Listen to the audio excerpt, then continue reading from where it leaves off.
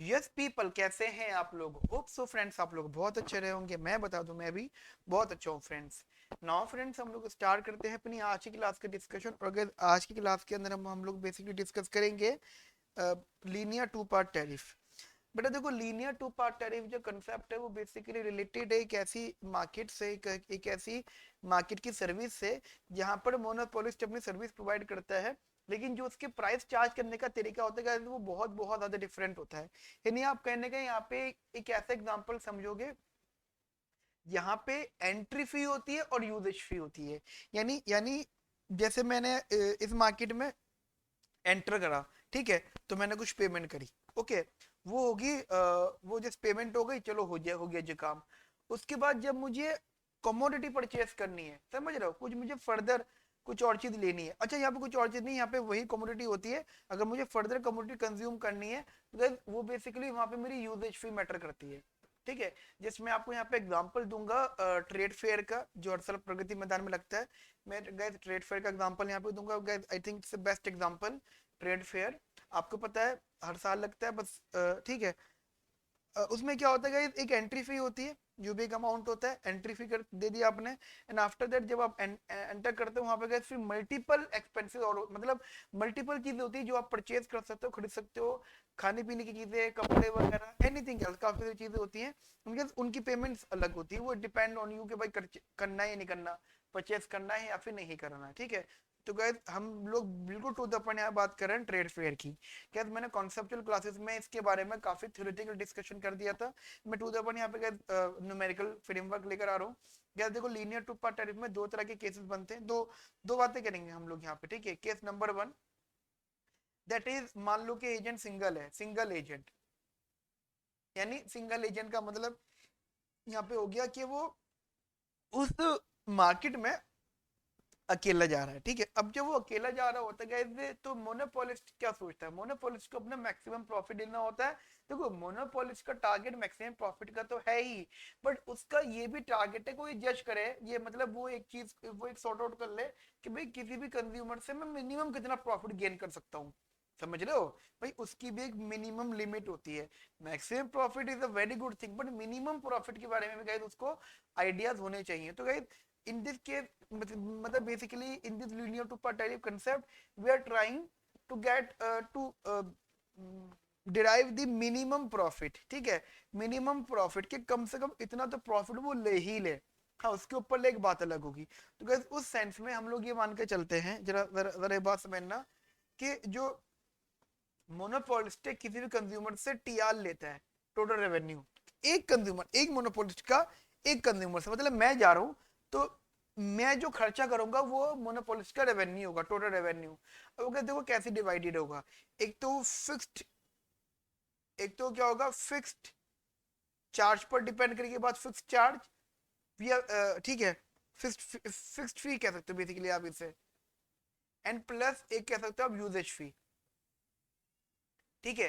कैसे general formula है, लेकिन इन दिस केस जब एजेंट सिंगल है, अकेला अकेला जा रहा है, तो क्या देखो फिक्स पेमेंट तो उसे करनी ही करनी है, ये तो कंफर्म है, ये तो होगी होगी पॉजिटिव। लेकिन क्या है, मोनोपोलिस्ट के accordingly there the there the मतलब डिफरेंसेस कि भाई, मतलब हो सकता है कि वो पॉजिटिव हो सकता है वो जीरो हो। यानी देखो यूजेज फी का मतलब क्या हो गया, जैसे ट्रेड फेयर है। अब मैं ट्रेड फेयर में गया तो मैंने एंट्री फी, तो मेरी मजबूरी थी, बगैर उसको तो एंट्री होती ही।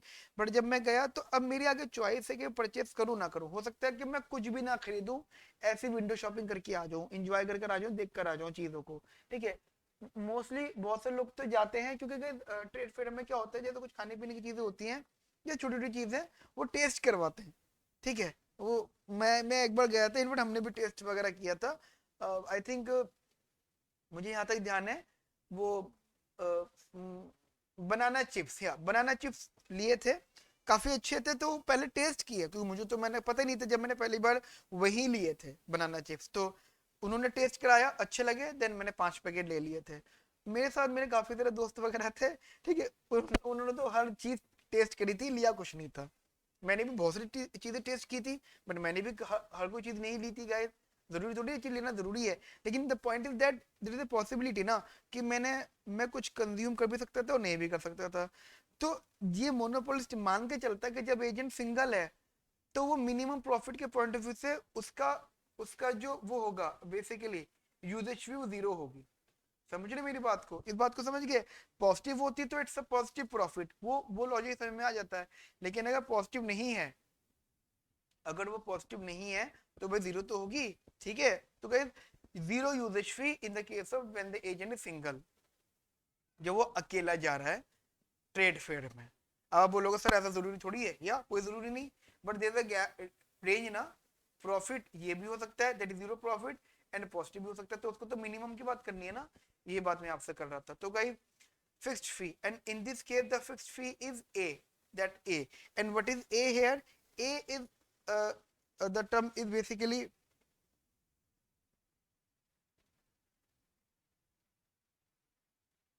ये वाला a, उसका कंज्यूमर सरप्लस हो जाता है। ठीक है, तो गाइस ये कंज्यूमर सरप्लस है। यहाँ तक मेरी बात समझ में आ गई आपको। एंड अब गाइस अब बात आती है प्रॉफिट की। प्रॉफिट का फॉर्मूला होता है टी आर माइनस का टी सी। अब देखो समझो, T R is A, what about T C? जो total cost is what, total cost is what, total cost होगा जो वो यूज करता, कोई भी कमोडिटी यूज करता उसके लिए जो पेमेंट देता। ठीक है, यूजेज फी, अगर वो कोई भी कमोडिटी कंज्यूम करता उसके लिए पेमेंट देता, उसकी कॉस्ट फेस करने को मिलती मोनोपोलिस्ट को। आप बोलोगे कि सर वो जो उसने ट्रेड फेयर में जो कॉस्ट है वो कहां से रिकवर होगी? बेटा वो एंट्री फी हो तो गई, जो ट्रेड फेयर की एंट्री फी वही तो उसकी कॉस्ट रिकवरी है। लेकिन जो यूजेज फी वाली कॉस्ट होती है ये है cost of this usage fee, use वो जो यूज करेगा उसकी कॉस्ट ही है। क्लियर? जैसे जैसे फूड है, अब ट्रेड फेयर के अंदर मैंने फूड नहीं कंज्यूम किया, तो फिर मैं फूड की कॉस्ट भी क्यों फेस करूं? तो in this case guys it's zero. So the minimum profit for the monopolist is A and the maximum is more than A. ठीक है बेटा, यहाँ तक मेरी बात समझ में आ गई। टू द पॉइंट बात हो रही है, यहाँ पे बस इतना ध्यान रखना, आगे पीछे यहाँ बात करना नहीं है, इजी है। एंड गाइस रही बात इसकी कैलकुलेशन की, सिंगल एजेंट वाला, तो गाइस इसके जो कैलकुलेशन होती है सेम एज, मतलब calculation same as first degree price discrimination, मतलब इक्विलिब्रियम। मतलब अगर अगर अगर आप बात करते हो इक्विलिब्रियम, तो guys it's basically first degree price discrimination. क्यों? आप खुद सोचो, this is the consumer surplus. Consumer surplus कुछ इस तरीके से होता है, this is marginal cost, this is demand curve, and this gap is what, this is basically consumer surplus। and guys ये सब बातें पहले कर चुका हूँ कंसेप्चुअल क्लासेस में कि कंज्यूमर सरप्लस क्यों मोनोपोलिस्ट के पास जा रहा है। ठीक है ना, आगे बात करते हैं। होता है, ठीक है, क्यों जीरो होता है बेसिकली कंज्यूमर सरप्लस यहाँ पर, सॉरी कंज्यूमर सरप्लस कैसे डिराइव होता है। ठीक है, not zero, sorry guys, sorry for zero word के लिए, जीरो वर्ड के लिए कंज्यूमर सरप्लस यहाँ पे कैसे डिराइव होता है। ओके बेटा, कंटिन्यू बात करें आगे। चलिए जी बेटा, तो this is basically case one, जो कंसेप्ट मैंने अभी आपसे डिस्कस किया है। नाउ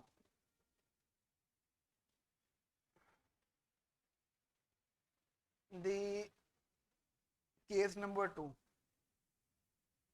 देखो लीनियर टू पार्ट टैरिफ का कंसेप्ट ही केस टू से होता है। ठीक है, वो फर्स्ट केस बस मैंने ऐसे डिस्कस तो जरूर कर लिया, लेकिन जो लीनियर टू पार्ट टैरिफ जो नाम ही उसका, जो two part tariff, linear two part tariff, उसका कंसेप्ट ही दो एजेंट से चलता है। ठीक है, तो केस नंबर टू मैंने यहाँ पे टू एजेंट्स वाला कंसेप्ट लिया है।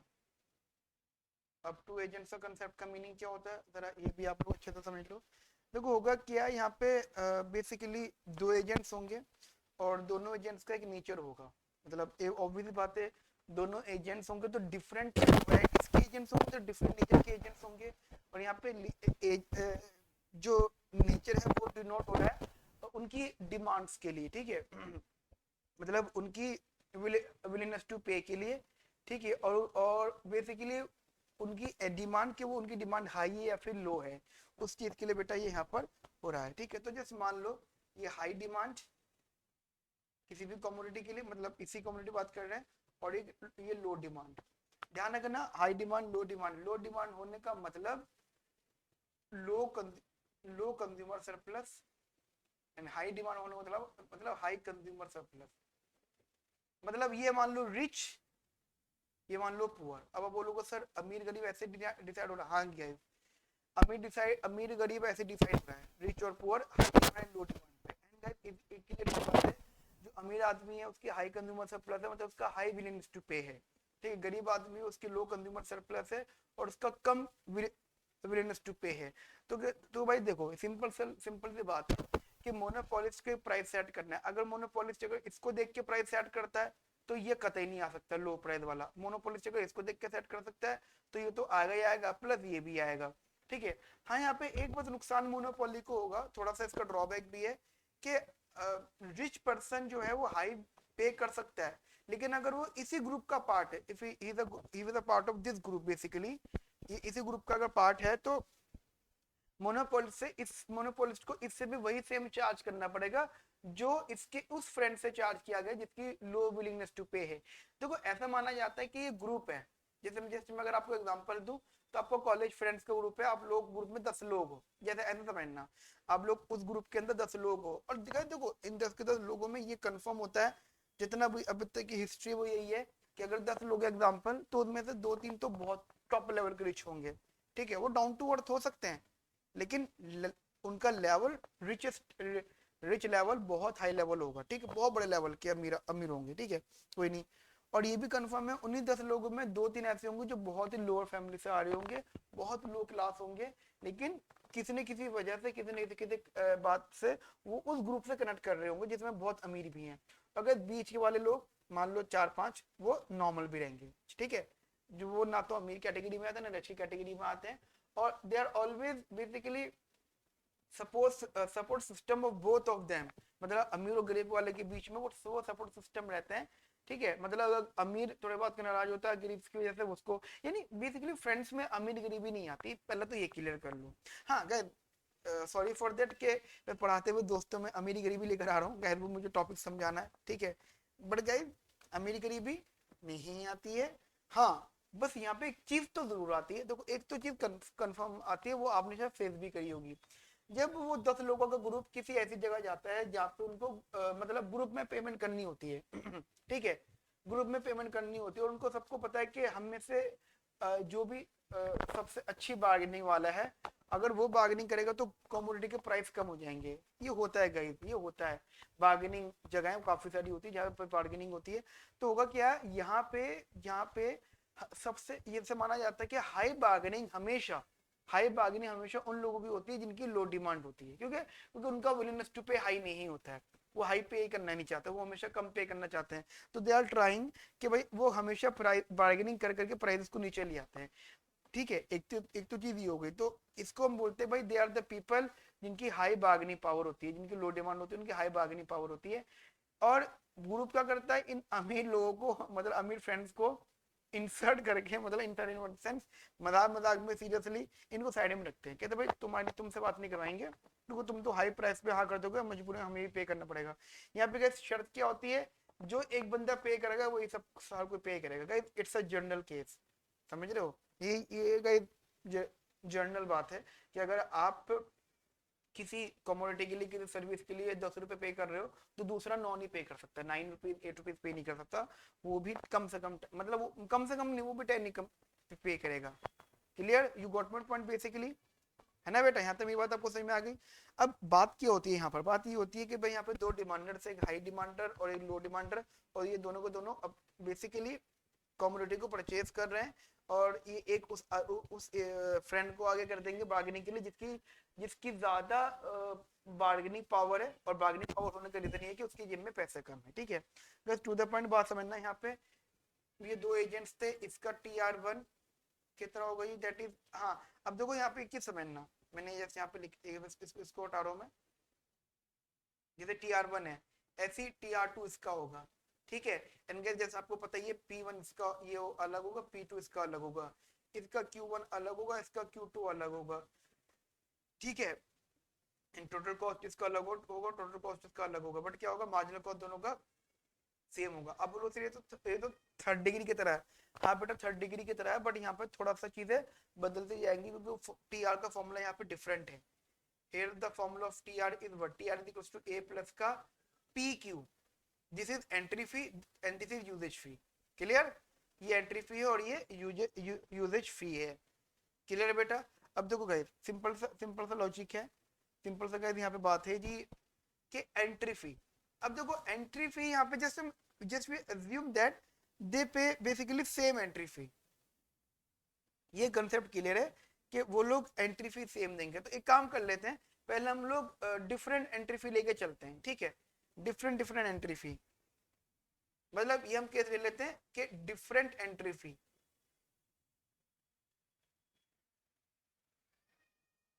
जैसे मैं आपको एग्जांपल दे देता हूँ यहाँ पे, कोई दिक्कत नहीं। डिफरेंट एंट्री फी, ट्रेड फेयर का एग्जांपल लिया था मैंने थोड़ी देर पहले, ठीक है, ट्रेड फेयर का। तो ट्रेड फेयर में आप ये बात मान के चलो भी, ट्रेड फेयर के अंदर मतलब एक तो नॉर्मल पब्लिक के लिए होती है, ठीक है, trade fair.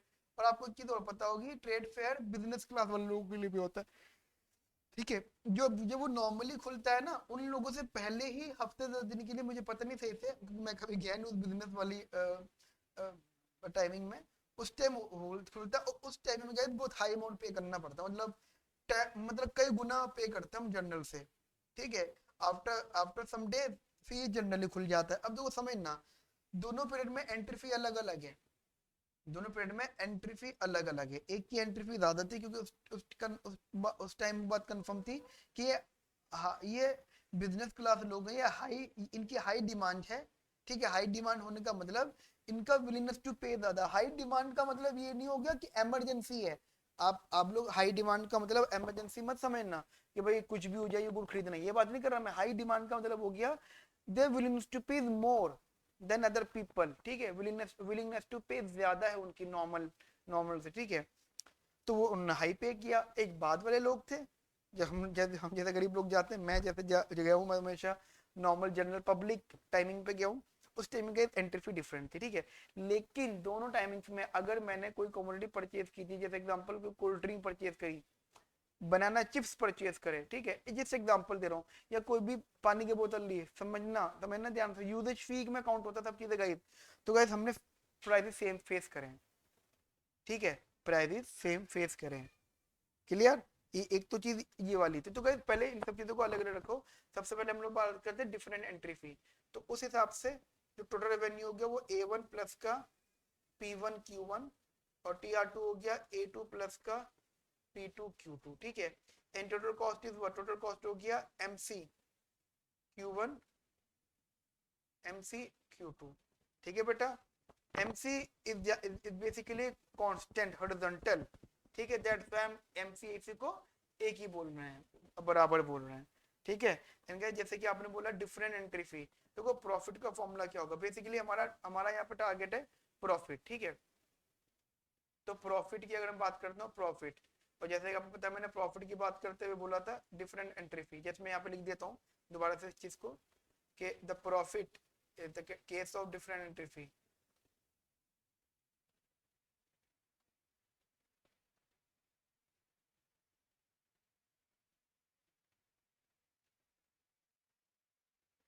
Different entry fee, ठीक है जी।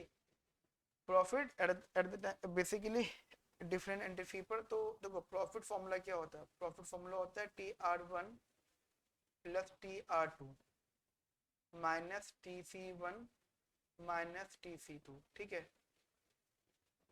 तो प्रॉफिट क्या है जी यहाँ पे, A1 प्लस का P1 Q1, A2 प्लस का P2 Q2 माइनस का Q1 MC माइनस का Q2 MC, clear. And A1 plus का A2 कॉमन ले लो, मतलब जैसे अलग कर दिया हमने। एंड देखो different entry fee and same prices, ये तो बात देखो क्लियर सी बात समझना। एंट्री फी डिफरेंट तीन की, ठीक है, प्राइस सेम से सेम पे कर रहे हैं। मैं आपको यहाँ पे एक छोटा एग्जांपल और देना चाहूंगा, शायद आप उससे और डिटेल में समझे चीजों को। जस्ट मूवीज थिएटर के बारे में आपको आइडिया होगा बहुत अच्छे से। अब तो यार छोटे छोटे मूवी थिएटर हैं, थोड़ा पुरानी बात करें तो बहुत बहुत बड़े बड़े मूवी थिएटर्स होते हैं। तो इनफैक्ट अभी भी प्राइसिंग्स अलग हैं।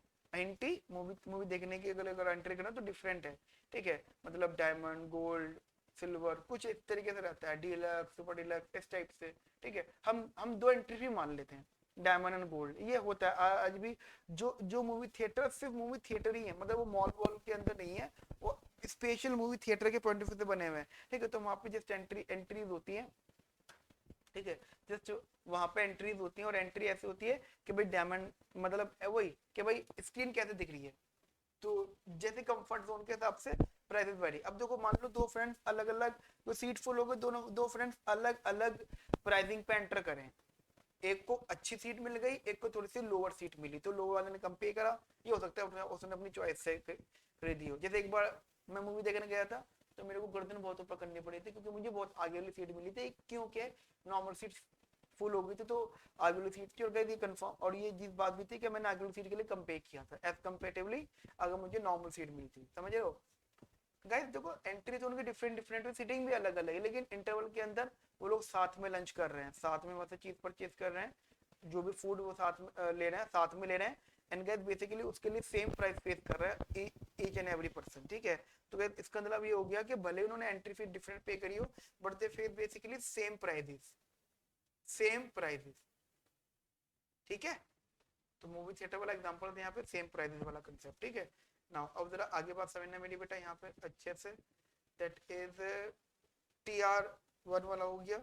अब जैसे मैंने P1 एक ही बात कर लेता हूँ, P1 वो P1 का P1 लिख दिया, मतलब P1 को P लिख दिया, एंड P2 को मैंने P लिख दिया, तो ये हो गया जिस कुछ इस टाइप से, प्लस PQ2 माइनस का Q1 MC माइनस का Q2 MC, और ये हो गया A1 प्लस का A2 प्लस का P कॉमन ले लिया, Q1 प्लस का Q2 माइनस का MC कॉमन ले लिया, Q1 प्लस का Q2, ठीक है।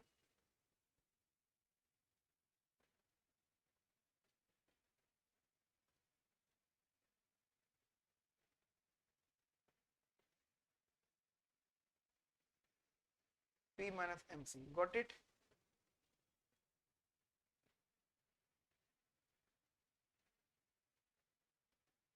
क्लियर भाई, यहाँ तक मेरी बात सही में आ गई आपको।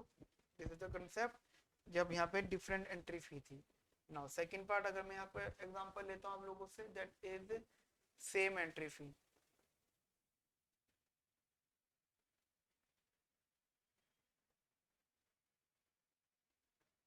सेम एंट्री फी, हाँ जी ठीक है। so what about same entry fee, that is profit is equals, अब देखो भाई सेम एंट्री फी में क्या होगा, A1 is equals to A2, same entry fee and same prices, ठीक है। तो फॉर्मूला हो जाएगा 2A प्लस का P1 plus sorry Q1 plus Q2 and P minus MC। Clear, clear बेटा, मेरी यहाँ तक की बात आपको बेसिकली समझ में आ गई अच्छे से बढ़िया करके, ठीक है। चलिए दो केसेस हो गए। अच्छा बेटा अब यहाँ पे एक छोटा सा नोट बना लो, just example point of view से एक छोटा सा नोट बनाओ यहाँ पे। पहले देखो न्यूमेरिकल व्यूज देखना में, यहाँ पर एक छोटा सा नोट बनाओ, that is Walter OI,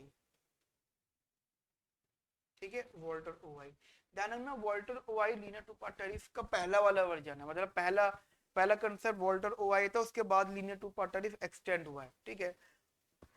Walter OI एक इकोनॉमिस्ट थे बेसिकली, सबसे पहले मतलब इज द मेन ऑथर या द मेन इकोनॉमिस्ट जिन्होंने लीनियर टू क्वार्टर वाला कंसेप्ट डिस्कस किया, ठीक है। जस्ट इन्होंने बताया डिस्क्रिमिनेशन के अंदर हम लोग डिफरेंट ग्रुप से कैसे चार्ज कर सकते हैं, ठीक है। अब इनके अकॉर्डिंग ये है कि जहां मैं आपसे कह रहा हूँ ना मिनिमम प्राइस मिनिमम प्रॉफिट वाली बात, जहाँ से हम सिंगल एजेंट वाली बात कर रहे थे, ठीक है। इनके अकॉर्डिंगली ये कहते हैं कि हम ये मतलब ये मान के चलते हैं कि भाई एक ऐसी सिचुएशन जहाँ पे यूजेज फी जीरो ही होनी है, बस इतना फर्क है।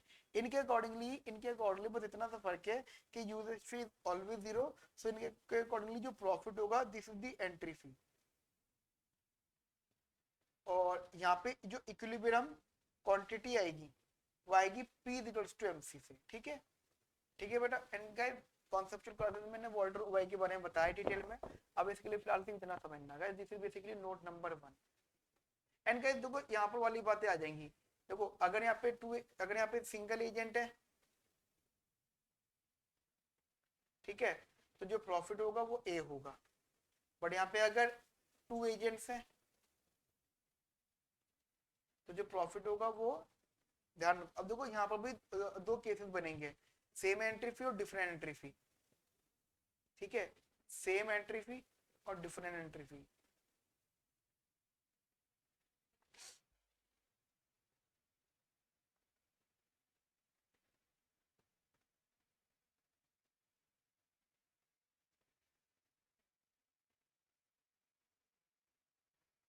Same entry fee and different entry फी। तो गए सेम एंट्री फी में पाई इक्वल्स टू 2a हो जाएगा, और डिफरेंट एंट्री फी में पाई equals to a1 plus a2 हो जाएगा। वहीं अगर एक छोटा सा एग्जांपल मैं और ले आऊं आपके सामने डिस्कशन पे कि इफ देयर आर, यानी इधर if there are n agents, तो गैस वही दो दो बातें, if basically same entry fee,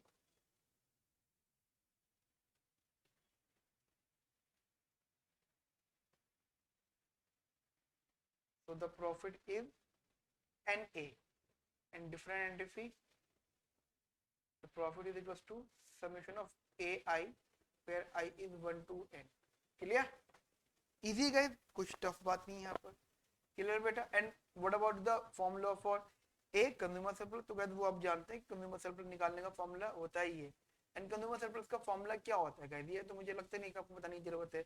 half into P max, ठीक है, मैक्सिमम लिमिट टू पे माइनस का पीसी, ठीक है। And what about basically quantity, quantity में क्या आएगा बेटा, दैट इज ओनली क्यू, जो भी क्वांटिटी हमारी पी इक्वल टू एमसी पर आती है। एंड क्यू स्टार, एंड ये Q star derive from P equal to MC situation. Guys ये आपका फर्स्ट नोट था। सेकंड नोट गाइस बेसिकली वही वाला है, लीनियर टू पार्ट टैरिफ पे।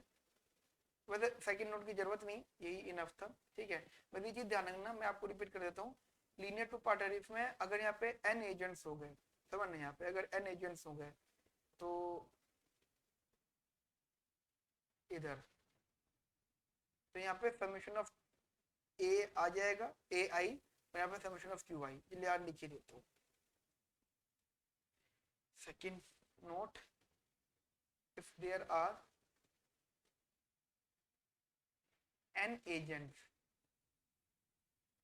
and follow linear two part tariff,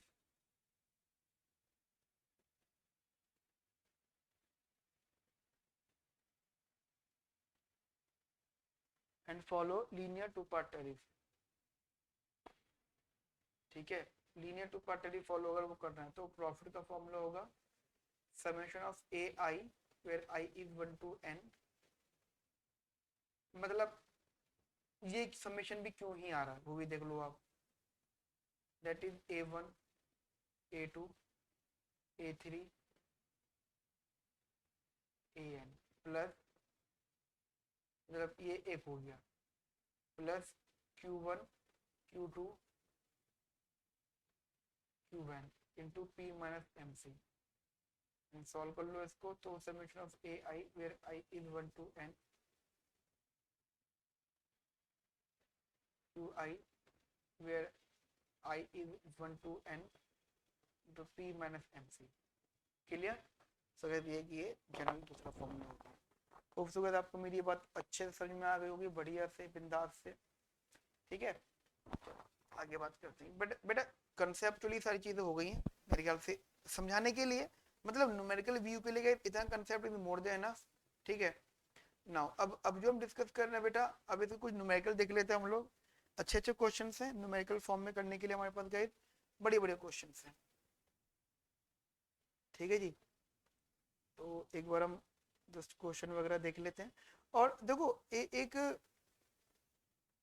मैं आपको बता देता हूँ कुछ क्वेश्चंस की फ्रेमिंग, कनेक्टिविटी देखना आप जरा क्वेश्चंस की। तो क्वेश्चन देखो बेटा एक बार, क्वेश्चन ए थोड़ा थ्योरेटिकल टर्म में समझना ध्यान से। कहते हैं a linear two part tariff, linear two part tariff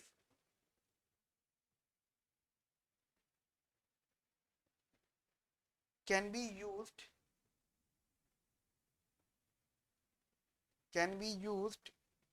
to achieve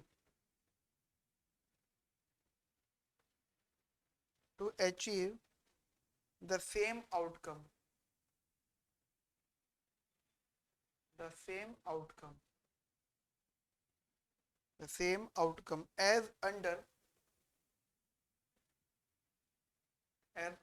first degree price discrimination, price discrimination, price discrimination. First degree price discrimination in specific case. देखो इन्होंने जस्ट बताया है, इन्होंने बोला भी है कि भाई अगर पॉसिबल भी हो तो वो स्पेसिफिक केस होगा, मतलब जनरल केस नहीं होगा, इट्स ए स्पेसिफिक केस। कहते डू यू एग्री और डिसएग्री। अच्छा ये स्टेटमेंट है, ठीक है, स्टेटमेंट कहते हैं डू यू एग्री,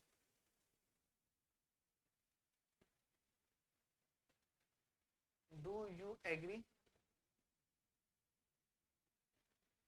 और डिसएग्री, डू यू एग्री और डिसएग्री, गिव रीजन।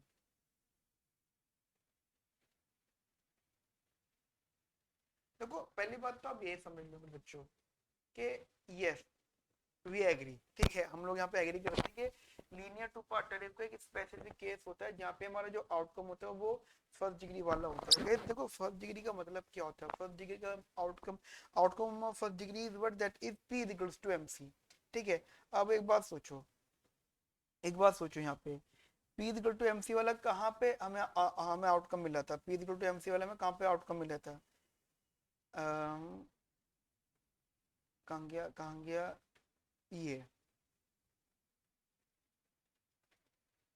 ये दिस इज सिंगल एजेंट वाला। ये जो हम कंज्यूमर सेल्फ पर निकालते हैं, तो ये रहा कंज्यूमर सेल्फ पर निकालते हैं, कहाँ से निकलता है, ये तो पॉइंट है P इक्वल टू एमसी वाला। कंज्यूमर सरप्लस का ये जो इक्विलिब्रियम होता है कहाँ से आता है, ये यहीं से तो आता है। कंज्यूमर सरप्लस प्रॉफिट है किसका, लीनियर टू पार्ट टेरिफ में जब जब एजेंट सिंगल होता है। तो ध्यान रखना देयर इज अ पॉसिबिलिटी कि when the agent is single, ठीक है, एजेंट सिंगल होगा तो P is equal to MC वाला कंसेप्ट होता है। गॉट इट, एक ये चीज थोड़ी क्लियर करके चलना यहाँ पर। और कहने के गए जैसे अगर हम वॉल्टर ओआई की बात भी करते हैं तो Walter Oi is also connected with the linear two part tariff, so that there is a possibility के लीनियर टू पार्ट टेरिफ में हमारा फर्स्ट डिग्री वाला इस्तेमाल हो जाए, मतलब पी इक्वल टू एमसी वाली बात बेसिकली इस्तेमाल हो जाए। क्लियर। अब देखो उन्होंने बोला एग्री और डिसएग्री गिव रीजन, ये तो क्या ओरल बातें हो गई। अब मैं इसकी थोड़ी थ्योरी लिखवा देता हूँ आपको, जो कि आपको एग्जाम पॉइंट ऑफ व्यू से काफी हेल्प करेगी, ठीक है। लेकिन ना आंसर में यस एग्री, ठीक है, yes agree. it is because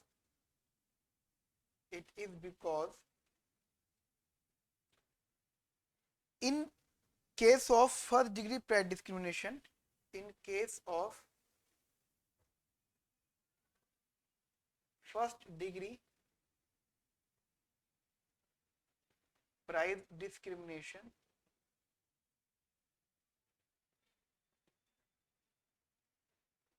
in case of first degree price discrimination, producer maximizes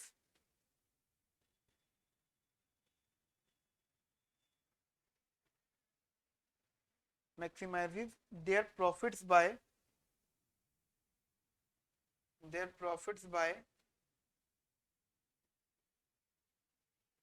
by producing at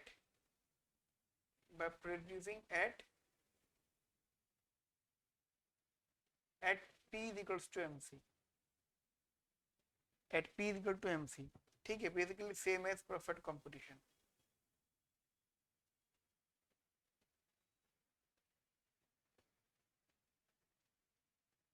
ठीक है, देखो मतलब हम फर्स्ट डिग्री की बात कर रहे हैं, and in the case of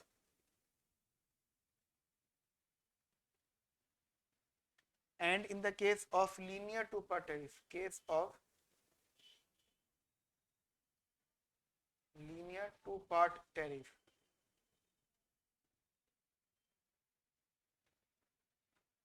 linear two part tariff, ठीक है, when consumer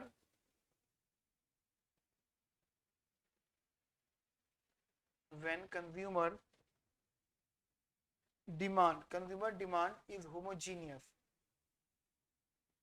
होमोजीनियस का मतलब गाइस वही होता है सिंगल एजेंट। मतलब होमोजीनियस का मीनिंग क्या हो गया कि just we treat if there are n people but we treat basically them as a single agent, क्योंकि गाइस देखो मोनोपोलिस्ट को कोई फर्क नहीं पड़ता कि भाई n लोग हैं, वो उनकी उसके लिए मोनोपोली के लिए तो एक ही डिमांड फंक्शन है जो जो जहाँ से उसको खुद को मैक्सिमाइज करना है, बाकी वो n से मल्टीप्लाई कर देगा बाद में। ठीक है, होमोजीनियस। तो ध्यान रखना, then profit get maximise, then then basically profit maximize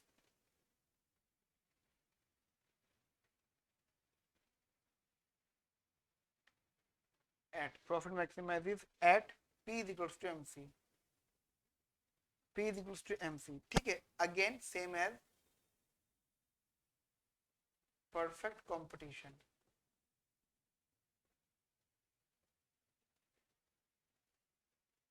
ठीक है, परफेक्ट कंपटीशन। क्लियर बेटा? अब देखो बेटा, अगर दोनों को अगर आप देख लो, दोनों को मतलब मैंने आपको यहाँ पे दो सिचुएशन लिखवाई है, एक तो हो गई ये वाली और एक हो गई ये वाली। दोनों सिचुएशन को अगर आप देखो तो यहाँ पे वही बात आ रही है, परफेक्ट कंपटीशन, परफेक्ट कंपटीशन। ठीक है, तो गैस गैस बिल्कुल बिल्कुल क्लियर है कि भाई परफेक्ट कंपटीशन है। तो गाइस यहाँ पे क्या होता है कि linear two part tariff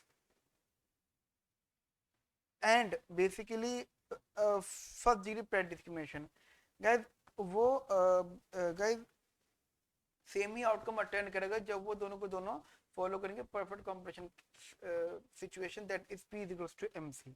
clear बेटा? रही बात उन्होंने बोला था इन स्पेसिफिक केस, तो जस्ट ये समझना, linear two part derivative can be used to achieve the same outcome and under the first degree price distribution in specific case।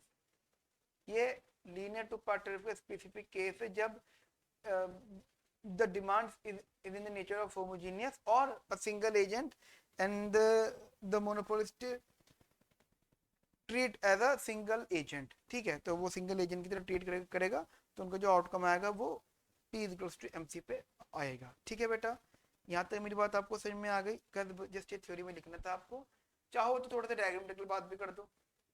जैसे दो डायग्राम बना रहे हैं हम लोग, प्रॉफिट मैक्सिमाइज कर रहे हैं, price and quantity, price and quantity. ठीक है, this is demand function, marginal cost and marginal cost. First degree मान लो ये फर्स्ट डिग्री है और ये लीनियर टू पार्ट टैरिफ है। ठीक है, इनका भी इक्विलिब्रियम यहाँ पर आएगा, P is equal to MC, और इनका भी यहाँ पर आएगा कब, जब डिमांड एक ही होगा, डिमांड फंक्शन एक ही होगा, when the demand function is single, basically एक डिमांड फंक्शन होगा। ठीक है बेटा, यहाँ तक मेरी बात आपको अच्छे से समझ में आ गई, बढ़िया से बिंदास से। चलिए एक एक क्वेश्चन हमने यहाँ पे कर लिया, एक क्वेश्चन और देखते हैं बेटा हम लोग यहाँ पे। ठीक है, जस्ट जनरल क्वेश्चन देखते हैं हम लोग यहाँ पे बेटा। नाउ क्वेश्चन है, नेक्स्ट क्वेश्चन देखो, एक तो ये क्वेश्चन हो गया था। नेक्स्ट क्वेश्चन है बेटा हमारे सामने यहाँ पर,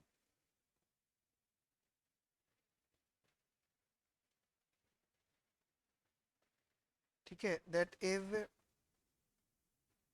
इन a monopoly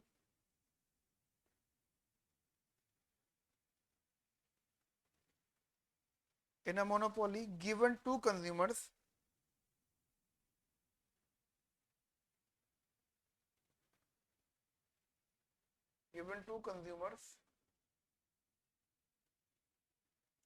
one and two, दो कंज्यूमर है यहाँ पे, मार्जिनल कॉस्ट 8 मान लो इनकी। ठीक है, मतलब गिवन है, Q1 है हमारे सामने 96 माइनस का 4P1 एंड Q2 मान लो जी यहाँ से 72 माइनस का 8P2। ठीक है, Q1 हो गया 96 माइनस का 4P1 एंड Q2 हो गया 72 माइनस का 8P2। क्लियर? नाउ क्या बोला है जी इन्होंने, कहते हैं suppose the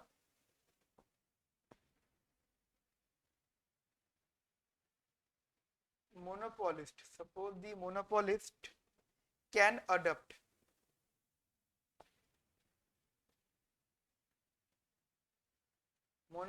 can adopt a a linear two-part tariff, linear two-part tariff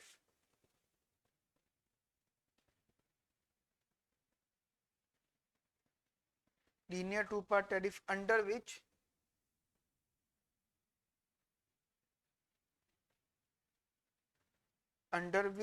marginal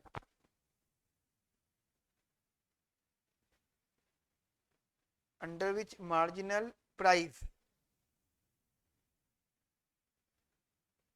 marginal prices marginal prices ठीक है जी P basically marginal prices P must be equal for all consumers must be equal for all consumers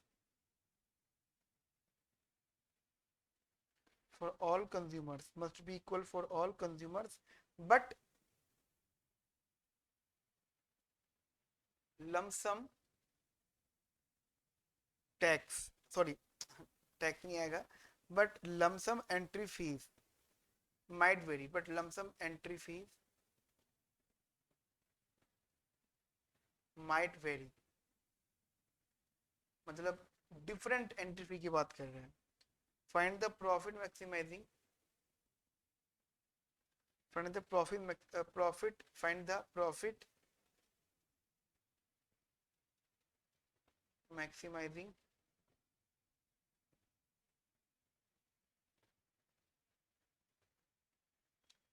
P A1 and A2 ठीक है find the profit maximizing P A1 A2 clear बेटा easy है ध्यान से देखो question को कोई tough question नहीं है बेटा ये बढ़िया क्वेश्चन है और आसान क्वेश्चन है समझने की जरूरत ज्यादा है यहाँ ठीक है तो जस्ट ऐसे समझो हमारे पास दो डिमांड फंक्शन है ठीक है दो डिमांड फंक्शन है एंड दोनों को मैं सॉल्व करना है बस शर्त क्या है यहाँ पे कि एंट्री फी डिफरेंट है price must be equal price दोनों को दोनों क्या होंगे बच्चा बराबर होंगे एग्जैक्टली बराबर क्लियर अब देखो चीजों को जरा ऐसे समझना इंटरेस्टिंग चीज है समझने वाली चीज है हम अगर टू द पॉइंट बात करते हैं जैसे कि just we have in this question we have a marginal cost which is equals to 8 ठीक है एंड देखो अगर मैं यहाँ से Q1 बात करूँ तो Q1 मेरे पास है 96 माइनस का 4P1 एंड मार्जिन कॉस्ट 8 दोनों की है Q2 is equals to 72 minus का 8P2 वो खुद बोल रहे हैं कि एंट्री फी डिफरेंट है बट प्राइस सेम है उनके accordingly according to question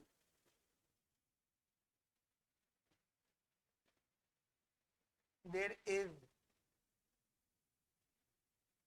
different entry फी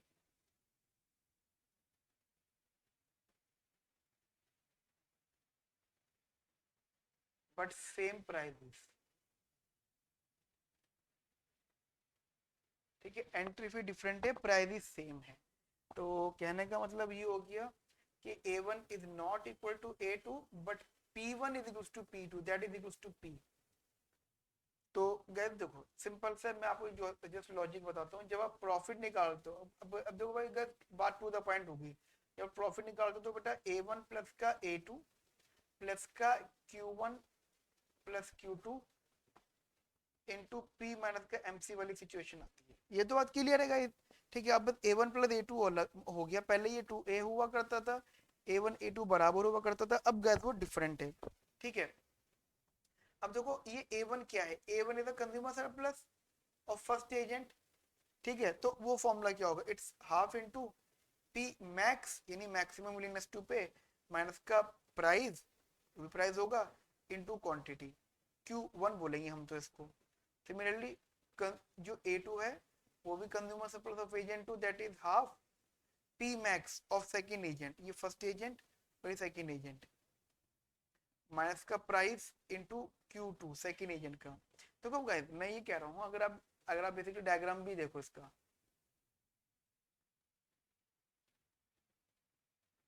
अगर आप लोग इसका जस्ट डायग्राम भी देखते हो ये इस तरीके से कुछ ना कुछ मिलेगा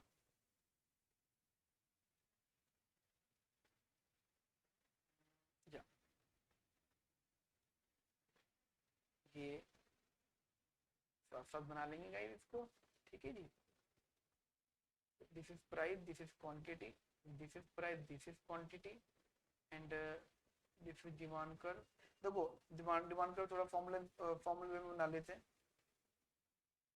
कैसे, देखो ये है 96 माइनस का 4p1, if p1 is 0 q1 is 96, max मतलब maximum quantity that is 96, and if q1 is 0 then p1 कितना होगा, p1 शुड बी 24, डिवाइड कर दो क्या होगा 96 को बाय 4 तो इट्स 24, तो p1 आ जाएगा यहाँ पे, मतलब मैक्सिमम विलिंगनेस टू पे इज 24।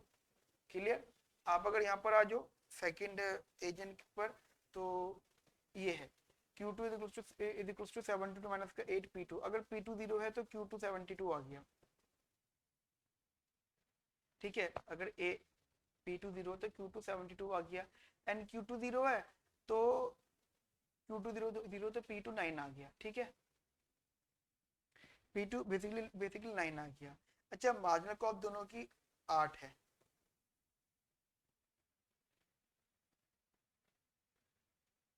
ठीक है। मार्जिनल कॉस्ट कितनी है जी, 8। अब देखो बात सारी इतनी सी है, कंसेप्ट समझना बेटा। The price which is set by monopolist, उसकी रेंज क्या होगी गाइस, प्राइस की रेंज होगी ये, प्राइस यहाँ से लेकर यहाँ तक का कुछ भी सेट किया जा सकता है, यहाँ से लेकर यहाँ तक का कुछ भी सेट किया जा सकता है, ठीक है। जस्ट जस्ट एक छोटी सी बात समझना, बस इंटरेस्टिंग से कंसेप्ट है जो आपको शायद ओरल भी पता लग जाए। अगर आपको देख पा रहे हो तो यहाँ पे दोनों में मैक्सिमम विलिंगनेस टू पे वाला कंसेप्ट आ रहा है, maximum willingness to pay, if the quantity zero then what is the price, maximum price, ठीक है। गाइस इसकी विलिंगनेस टू पे 24 है, इसकी विलिंगनेस टू पे 9 है, तो ऑब्वियसली बात है this is the poor agent as compare this agent, ठीक है। एंड इसकी विलिंगनेस टू पे 9 है, तो मोनोपोल बेसिकली टारगेट इस एजेंट को करेगा, टारगेट करने का मतलब तो उसको पता है कि जो प्राइस इससे ले लिया तो वो कम से कम उतना तो हमें सबसे मिलेगा उनके। जब हम लोग बात कर रहे होते मिनिमम प्रॉफिट की, तो हमारे पास ये टारगेट होता है कि हमें पता लग जाए कि हमें कम से कम कितना मिलेगा। ज्यादा तो गाइस आप कुछ भी दे दो, कितना भी दे दो, पेट नहीं भरेगा मोनोपोलिस्ट का। आप चाहे उसको एक ही एजेंट से करोड़ रुपए कमवा दो, लेकिन उसका तब भी पेट नहीं भरेगा। लेकिन द पॉइंट इज दैट कि मिनिमम कितना मिलेगा, ठीक है। तो देखो रैंडम बेसिस पे जस्ट एक डायग्राम बनाने के पॉइंट ऑफ व्यू से मैं एक रैंडमली मान लेता हूँ कि प्राइस इनके बीच में कहीं ना कहीं यहाँ पर price is always lies between this area, why this area मतलब आप मान के चलो यहाँ पे कहीं 9 होगा, 9, ठीक है। वो 9 वाला एरिया है, ध्यान रखना, ये वो इधर से नहीं है, अब वो इधर से, अगर आप दोनों ग्रुप को साथ लिया मतलब दोनों एजेंट को साथ ले, ठीक है बेटा। तो प्राइस यहाँ पे यहाँ तक का होगा कहीं ना कहीं 8 और 9 के बीच में, तो आप रैंडमली मान लो प्राइस यहाँ पे कहीं आ रहा है P, ठीक है, उस हिसाब से। तो अब जरा देखो consumer surplus of agent 1 formula आपको पता ही है, half into P max. What is the P max here? It's a 24 minus का प्राइस दैट इज P लिख दो इनटू QC।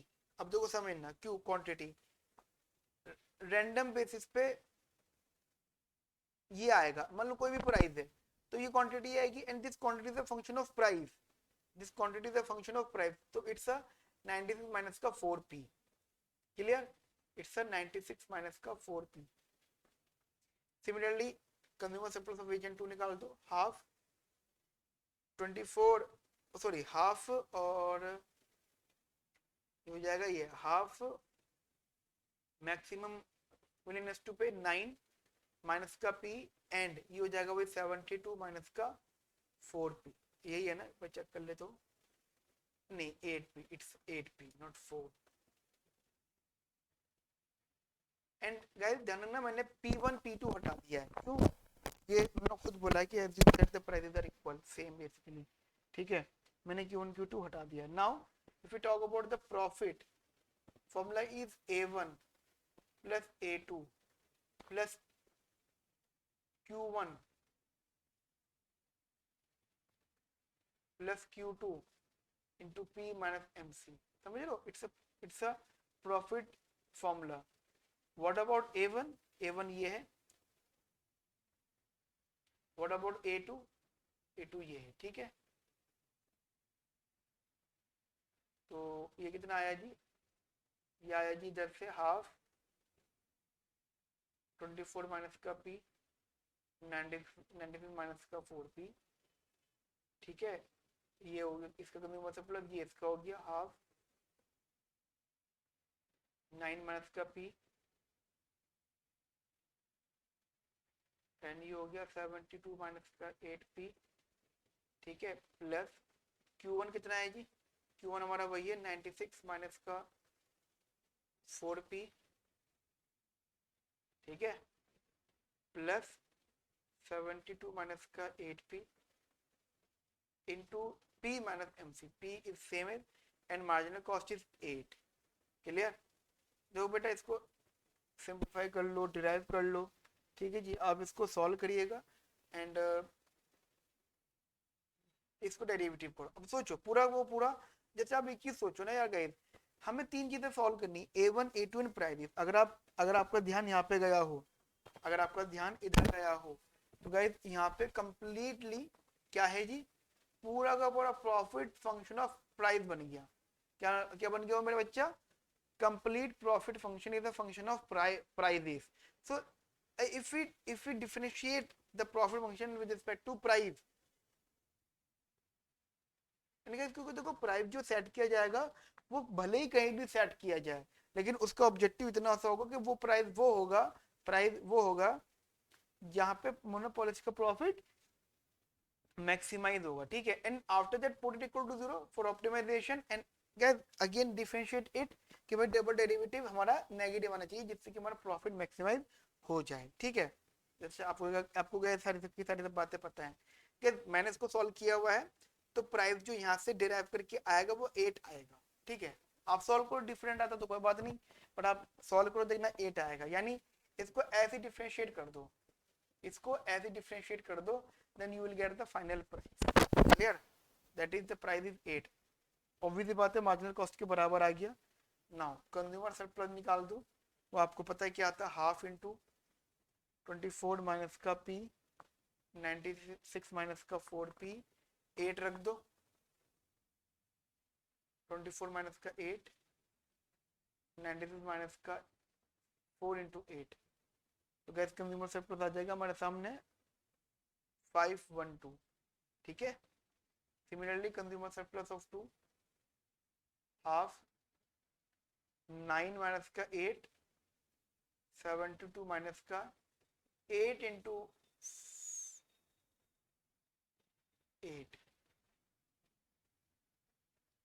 तो कंज्यूमर सरप्लस 4, ठीक है।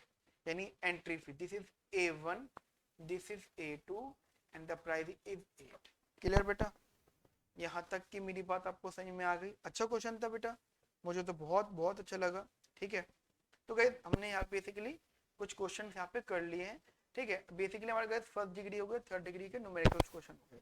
अब एक क्लास होगी जिसके अंदर मैं रैंडम क्वेश्चन डिस्कस करूंगा आपसे, जो मतलब मिक्सर भी हो सकते हैं, मतलब जनरल क्वेश्चन, रैंडम क्वेश्चन होंगे, क्वेश्चन टू क्वेश्चन लिखा होगा क्या करना है, ठीक है। वो नहीं होगा कि भाई अब मैं थर्ड डिग्री करा रहा हूँ, फर्स्ट डिग्री के करा रहा हूँ, ठीक है। It's more than enough concept guys आपको टॉपिक समझने के लिए, ठीक है बेटा। मिलते हैं बेटा नेक्स्ट क्लास के अंदर with the new question for more with the more question, ठीक है। Okay friends, have a nice day, thank you, bye bye, take care।